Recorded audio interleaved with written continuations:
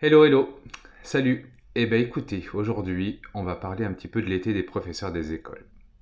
Donc ceux qui ne me connaissent pas, je me présente, je m'appelle Arnaud, je suis professeur des écoles depuis 6-7 ans maintenant, ancien professeur de chant choral en conservatoire et toujours un petit peu musicien à droite à gauche sur certaines missions.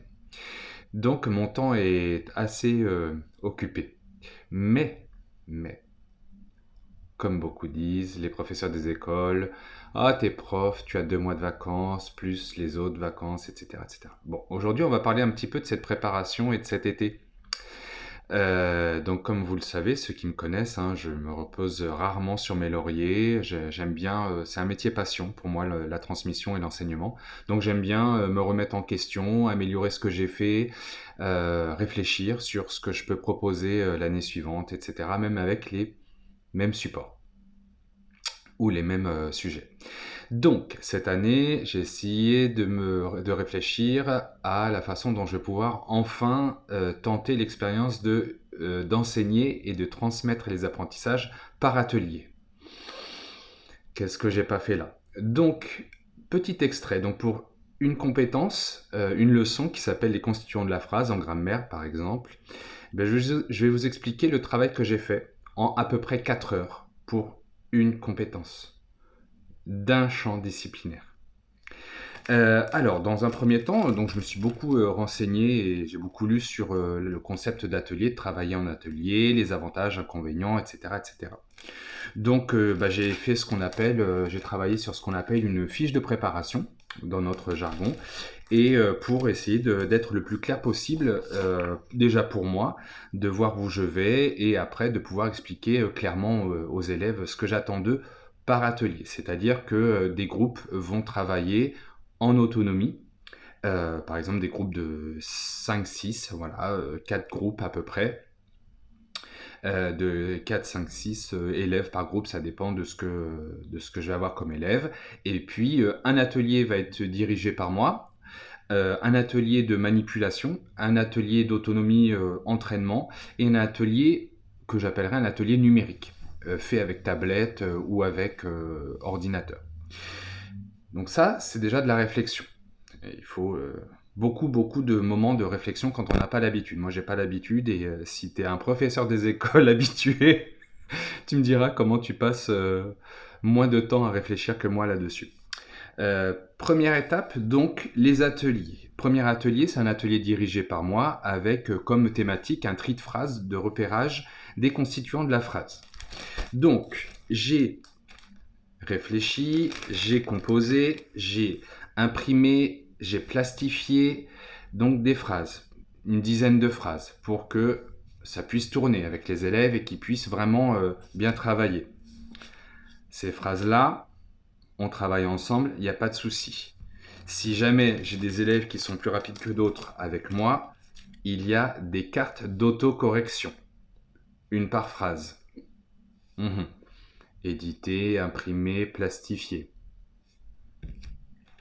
Ensuite, il y a un deuxième atelier de manipulation où là, cette fois-ci, on a dans ce petit sachet 3 types d'étiquettes où on va avoir les 3 fameux constituants de la phrase, donc le groupe verbal, le groupe sujet et le groupe circonstanciel. Donc voilà, ils auront pour mission de choisir une étiquette de chaque couleur et puis de décrire la phrase qu'ils auront composée. Alors avant ça, il y a des prérequis, hein. Il faut savoir ce que c'est une phrase, commencer par une majuscule, terminer par un point, etc., etc. On est en CM1. Voilà. Mais on rappelle toutes ces petites choses-là. Donc, réfléchis, éditer, imprimer, plastifier, découper, ranger. Bien.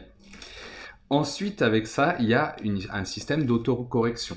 Voilà, on peut travailler sur les différentes phrases qu'on a pu faire. Ok. Troisième atelier, purement entraînement, rebrassage. Donc là, on a plusieurs feuilles sur lesquelles on peut travailler euh, avec plein d'exercices. Ok. Il y a un temps, alors ce temps d'entraînement, hein, il est quasi obligatoire tout le temps, hein, sur chaque leçon. Et il faut des phrases, il faut des phrases. Euh, 2 ateliers parallèles, mais que je me dis que je peux en faire en une fois, dans le même temps d'apprentissage.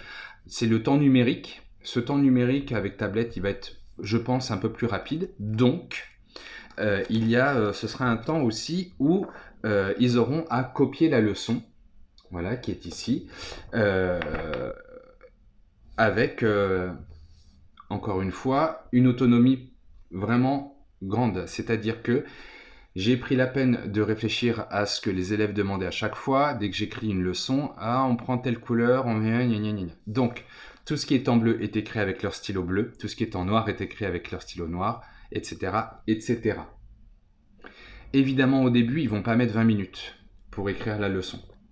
À voir. Ça va être les premiers pas, on va s'adapter.